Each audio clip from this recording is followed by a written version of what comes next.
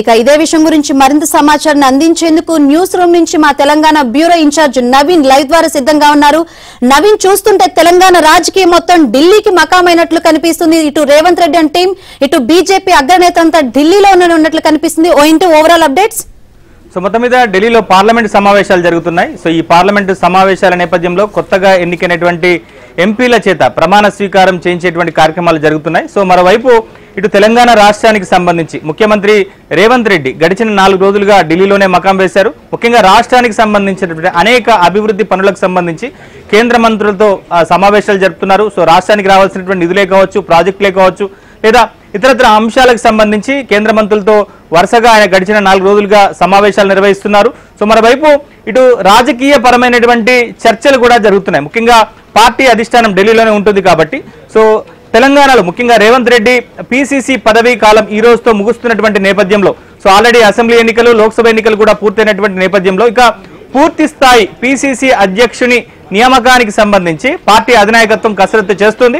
అయితే రేవంత్ తరహాలోనే, ఎందుకంటే పార్టీకి జోడెడ్డలాగా ఒకవైపు ప్రభుత్వం, మరోవైపు పార్టీ కూడా నడవాల్సి ఉంటుంది కాబట్టి సో ఇప్పటికే పార్టీ ముఖ్యంగా ప్రభుత్వానికి సంబంధించినటువంటి అనేక కార్యక్రమాల్లో ముఖ్యమంత్రి రేవంత్ రెడ్డి బిజీ అవుతారు కాబట్టి సో ఆయనకు ఈక్వల్ గా, అంటే ఆయన మనసరికి, ముఖ్యంగా పార్టీ అధిష్టానం మనసరికి పనిచేసేటువంటి ఒక సీనియర్ నేతకి, అంటే ఒక గట్టిగా పనిచేసేటువంటి నేతకి పిసిసి అధ్యక్షుడి పదవి ఇవ్వాలని చెప్పేసి పార్టీ అధిష్టానం భావిస్తుంది. సో దాంట్లో చాలా సామాజిక సమీకరణాలను కూడా బేరీజు వేసుకుంటుంది. ఎందుకంటే ఇప్పటికే ముఖ్యమంత్రి పదవి రెడ్డి సామాజిక వర్గానికి ఇచ్చినటువంటి నేపథ్యంలో ఇక పిసిసి అధ్యక్ష పదవి బీసీ సామాజిక వర్గానికి లేదా దళిత సామాజిక వర్గానికి సంబంధించినటువంటి నేతకి ఇచ్చేటువంటి ఆలోచనను పార్టీ అధిష్టానం చేస్తున్నట్టుగా తెలుస్తుంది. సో ఈ నేపథ్యంలోనే ఆ పార్టీకి సంబంధించినటువంటి ముఖ్య నేతలు, ఎంపీలు, మంత్రులు, ముఖ్యమంత్రి ఢిల్లీలో ఉన్నారు కాబట్టి సో వీళ్ళందరితో ఆ పార్టీకి సంబంధించినటువంటి సీనియర్ నేత, ప్రధాన కార్యదర్శిగా ఉన్నటువంటి, జనరల్ సెక్రటరీగా ఉన్నటువంటి కేసీ వేణుగోపాల్ ఇప్పటికే చర్చలు జరిపారు. దీనికి సంబంధించి కూడా ఒక క్లారిటీ వచ్చినట్టుగా తెలుస్తోంది. ఇక మంత్రివర్గ విస్తరణకు సంబంధించి ఇప్పటికే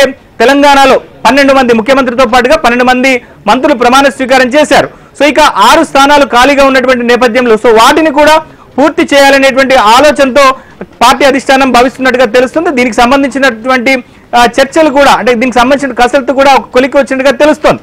ఇక పార్టీకి సంబంధించి నామినేటెడ్ పదవుల మీద చాలా మంది నేతలు ఎన్నో ఆశలు పెట్టుకున్నారు. సో ఇప్పటికే లోక్సభ ఎన్నికల ముందర కొన్ని నామినేటెడ్ పదవులకు సంబంధించి భర్తీకి సంబంధించి జాబితాను అయితే బయటికి విడుదల చేశారు, కానీ ఎక్కడ కూడా వాళ్ళు అధికారికంగా బాధ్యతలు చేపట్టినటువంటి దాఖలాలు లేవు. సో పూర్తి స్థాయిలో నామినేటెడ్ పోస్టుల భర్తీకి కూడా రంగం సిద్ధం చేయాలని, దానికి పూర్తి స్థాయిలో కసరత్తు పూర్తి చేయాలని చెప్పేసి కూడా పార్టీ అధిష్టానం భావిస్తుంది. సో దానికి సంబంధించినటువంటి చర్చలు కూడా జరుగుతున్నాయి. అంటే ఓవైపు ఇటు బీజేపీ రాష్ట్ర, ముఖ్యంగా కేంద్ర మంత్రులతో సమావేశాలు, చర్చలు జరుపుతూనే మరోవైపు పార్టీకి సంబంధించినటువంటి అంశాల మీద పార్టీ అధినాయకత్వంతో రేవంత్ రెడ్డి అండ్ టీం చర్చలు జరుపుతున్నట్టుగా తెలుస్తోంది.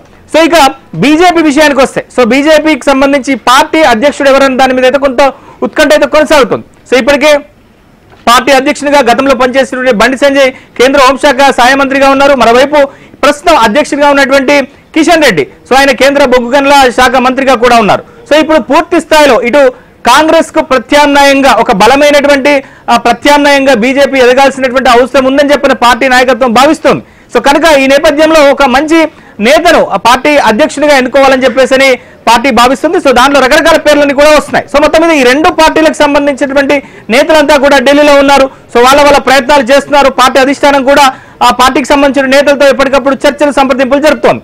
అసలు ఢిల్లీలో ఏం జరుగుతుంది, సో నేతలు ఎట్లాంటి లాబింగ్ చేస్తున్నారు, సో తెలంగాణ రాజకీయాల పట్ల ఢిల్లీలో జరుగుతున్నటువంటి చర్చలేంటి, మా ప్రతినిధులు గాంధీ భవన్ నుంచి సిద్ధార్థ్ ఉన్నారు, అలానే బీజేపీ కార్యం దగ్గర నరేష్ ఉన్నారు. సో ముందుగా మనం గాంధీ భవన్కి వెళ్దాం. సో మా ప్రతినిధి సిద్ధార్థ్తో మాట్లాడదాం. సో సిద్ధార్థ్, ముఖ్యంగా రేవంత్ రెడ్డితో పాటుగా పార్టీకి సంబంధించినటువంటి నేతలంతా కూడా ఢిల్లీలోనే ఉన్నారు. రకరకాల అంశాల మీద అయితే చర్చలు జరుగుతున్నాయి. ఓవైపు జీవన్ రెడ్డిని భుజగించడమే కావచ్చు, లేదా కేంద్ర మంత్రితో చర్చలే కావచ్చు, మరోవైపు రాష్ట్రానికి సంబంధించి పార్టీకి సంబంధించినటువంటి అంశాల మీద కూడా చర్చలు జరుగుతున్నాయి. సో ప్రధానంగా పిసిసి అధ్యక్ష పదవి కావచ్చు, మంత్రివర్గ విస్తరణ కావచ్చు, లేదా నామినేటెడ్ పదవుల భర్తీకి సంబంధించినటువంటి కసరత్తు కావచ్చు, ఎట్లా జరుగుతోంది? Thank you Naveen. తెలంగాణకు సంబంధించిన కాంగ్రెస్ కోర్ టీం అంతా 3 రోజుల నుంచి ఢిల్లీలోనే ఉన్నారు.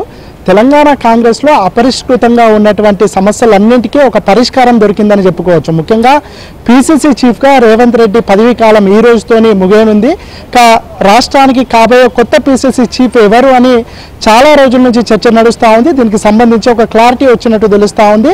పిసిసి చీఫ్ పదవీ కాలం ఈ రోజే ముగిసింది. దీనిపై వెంటనే నిర్ణయం తీసుకోవాల్సిన అవసరం లేదు అని కేసీ వేణుగోపాల్ ఒక అభిప్రాయానికి వచ్చారు. మిగతా 3 రాష్ట్రాలకు పిసిసి చీఫ్ని నియమించాల్సిన అవసరం ఉంది. దాంతోపాటే కాంగ్రెస్ పార్టీ తెలంగాణ కాంగ్రెస్ యూనిట్కి కూడా పిసిసి చీఫ్ని నియమిస్తామని కాంగ్రెస్ ఒక నిర్ణయానికి వచ్చింది. ఇక రెడ్డి సామాజిక వర్గానికి సంబంధించిన సీఎం ఉన్నటువంటి నేపథ్యంలో బీసీ లేదా ఎస్సీ సామాజిక వర్గానికి పిసిసి చీఫ్ ఇవ్వాలని కాంగ్రెస్ పార్టీ ఒక నిర్ణయం తీసుకుంది. బీసీలలో మధుయేష్కి గౌడ్, ఎమ్మెల్సీగా ఉన్నటువంటి మహేష్ కుమార్ గౌడ్, అదేవిధంగా పొన్నం ప్రభాకర్ గౌడ్ ప్రస్తుతం మంత్రిగా ఉన్నారు. వీళ్ళు 3 పోటీలో ఉన్నారు. ఇక ఎస్సీ సామాజిక వర్గానికి సంబంధించి సంపత్ పిసిసి చీఫ్ రేస్లో ఉన్నారు. ఈ 4గురిలో ఎవరికో ఒకరికి పిసిసి చీఫ్ వచ్చే అవకాశం ఉంది. ఇక దాంతోపాటు ఇటు నామినేటెడ్ పోస్టులకు సంబంధించి పార్లమెంట్ ఎన్నికల ముందే 37 మంది నామినేటెడ్ పోస్టులను కాంగ్రెస్ ప్రభుత్వం అనౌన్స్ చేసింది. కానీ దానికి సంబంధించినటువంటి జీవోలు రాలేదు.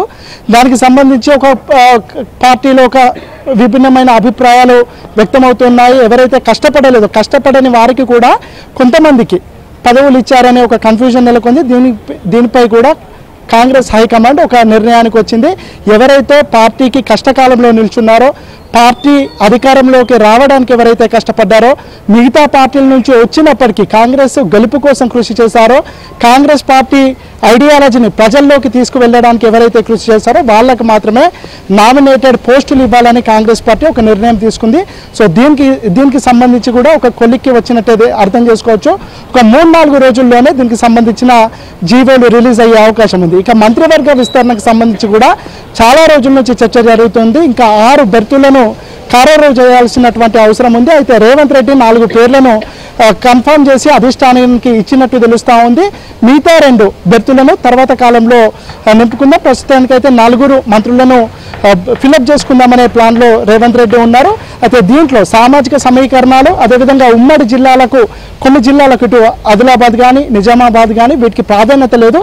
ఇట్లాంటి కాంప్లికేషన్స్ కూడా రాకుండా ఒక పూర్తి అందరితో చర్చించి ఒక పూర్తి లిస్టుతోని మా దగ్గరకు వస్తే మేము గ్రీన్ సిగ్నల్ ఇస్తామని హైకమాండ్ చెప్పినట్టు తెలుస్తుంది. ఇక రేవంత్ రెడ్డి ఆయనతో పాటు మిగతా మంత్రులు కూడా కొంతమంది అక్కడ ఉన్నారు. నిన్నటి వరకు కూడా కొంతమంది కీలక నేతలు అక్కడ ఉన్నారు. వాళ్ళందరూ హైదరాబాద్కు వచ్చిన తర్వాత ఒక కీలకమైన సమావేశం ఏర్పాటు చేసుకుందామని హస్తం నేతలు భావిస్తున్నారు. ఈ సమావేశంలో మంత్రివర్గానికి సంబంధించినటువంటి కూర్పు, మిగతా 6 ప్లేస్లను ఏ విధంగా ఫిలప్ చేయాలి, ఎవరెవరికి ఇవ్వాలి, ఏ సామాజిక వర్గాలను కేసీఆర్ విస్మరించారు, వాళ్లకు కాంగ్రెస్ పార్టీ ప్రాధాన్యత ఇస్తే బాగుంటుందనే ఒక చర్చ నడుస్తుంది. దీనికి సంబంధించి కూడా ఒక కంక్లూజన్ వచ్చే అవకాశం ఉంది. దాంతోపాటు చేరికలకు సంబంధించినటువంటి అంశం కీలకంగా నిన్న చర్చ జరిగింది. చేరికలను ఎవరు అడ్డుకోవద్దు, చేరికలను ప్రోత్సహించాలని ఒక అభిప్రాయానికి కాంగ్రెస్ హైకమాండ్ వచ్చింది. ఎందుకంటే ప్రస్తుతం తెలంగాణలో ఉన్నటువంటి ప్రత్యేక పరిస్థితుల వల్ల కొంతమంది బీఆర్ఎస్ ఎమ్మెల్యేలు తమ భవిష్యత్తు కోసం వేరే పార్టీలోకి వెళ్ళడానికి సిద్ధమవుతున్నారు. వాళ్ళను బీజేపీ అట్రాక్ట్ చేసే పనులు కూడా చేస్తూ ఉంది. వాళ్లకు వివిధ కారణాలు పెట్టి వాళ్ళ వైపు లాక్కునే ప్రయత్నం చేస్తుంది. దీన్ని అడ్డుకట్ట వేయాలంటే ఉన్నటువంటి బీఆర్ఎస్ ఎమ్మెల్యేలను కాంగ్రెస్ పార్టీలోకి చేర్చుకోవాలి బేషరతు కానీ ఒక నిర్ణయానికి వచ్చారు. అక్కడ ఎవరైనా కీలకమైన నాయకులు ఉన్నా ఆ చేరికలకు అడ్డు చెప్పొద్దు. వాళ్ళు ఒకవేళ కొత్త వాళ్ళు వచ్చిన పాత వాళ్లకు తగిన ప్రాధాన్యత ఉంటుంది, వాళ్ళకి ఇచ్చే ఇంపార్టెన్స్లో ఎలాంటి తగ్గింపులు ఉండవు అని హైకమాండ్ ఒక నిర్ణయం తీసుకుంది. ఇక జీవన్ రెడ్డికి సంబంధించిన ఎపిసోడ్ కూడా ఒక 3-4 రోజుల నుంచి ఒక హాట్ టాపిక్గా మారింది. అక్కడి లోకల్ ఎమ్మెల్యేలను కాంగ్రెస్ పార్టీలో చేర్చుకోవడం వల్ల జీవన్ రెడ్డి అసంతృప్తిగా అలిగినటువంటి పరిస్థితి ఉంది. దీనికి సంబంధించి కూడా బుజ్జగింపులు చేయడానికి రాష్ట్ర నాయకత్వం ప్రయత్నం చేసింది. ఇక ఈరోజు రేవంత్ రెడ్డి అదేవిధంగా పార్టీకి సంబంధించినటువంటి అగ్రనాయకులు మాట్లాడి జీవన్ రెడ్డిని కూడా ఆయనను నచ్చజెప్పే ప్రయత్నం చేశారు. చేరికలకు సంబంధించి గేట్లు ఓపెన్గా ఉన్నాయి, చేరికలను ప్రోత్సహించవలసిందే అని ఒక కీలకమైన నిర్ణయం తీసుకున్నారు. ఇట్లా చాలా రోజుల నుంచి అపరిష్కృతంగా ఉన్నటువంటి కాంగ్రెస్ పార్టీకి సంబంధించినటువంటి విషయాలన్నీ ఢిల్లీ వేదికగా ఒక కొలిక్కి వచ్చినట్టు చెప్పుకోవచ్చు. ఇక మిగతా కాంగ్రెస్ పార్టీ హైకమాండ్ ఇచ్చినటువంటి డైరెక్షన్ మేరకు తెలంగాణ కాంగ్రెస్ పార్టీకి సంబంధించినటువంటి మంత్రులు అదేవిధంగా కీలక నాయకులతోని త్వరలోనే ఒక మీటింగ్ పెట్టుకొని హైకమాండ్ ఇచ్చినటువంటి ఆదేశాలకు అనుగుణంగా ఇక్కడ నిర్ణయాలు తీసుకొని మళ్ళీ ఢిల్లీ వాళ్ళతోని అప్రూవల్ చేసుకొని వాటిని ఇంప్లిమెంట్ చేసుకోవడానికి రెడీగా ఉందని చెప్పుకోవచ్చు. సో మొత్తం మీద తెలంగాణలో ఎన్నికలన్నీ కూడా పూర్తయ్యాయి. సో వైపు ప్రభుత్వం సంబంధించినటువంటి అంశాలతో పాటుగా మరోవైపు భవిష్యత్తులో స్థానిక సంస్థల ఎన్నికలు కూడా ఉన్నాయి. సో పూర్తి స్థాయిలో ఇటు తెలంగాణలో వైపు ప్రభుత్వం మరోవైపు పార్టీ రెండింటిని కూడా బ్యాలెన్స్ చేసే విధంగా కాంగ్రెస్ పార్టీ అధినాయకత్వం ఇక్కడ నేతల్ని వాళ్ళందరూ కూడా ఎప్పటికప్పుడు వాళ్ళకి హితబోధ కూడా చేస్తున్నటువంటి పరిస్థితి కనిపిస్తుంది.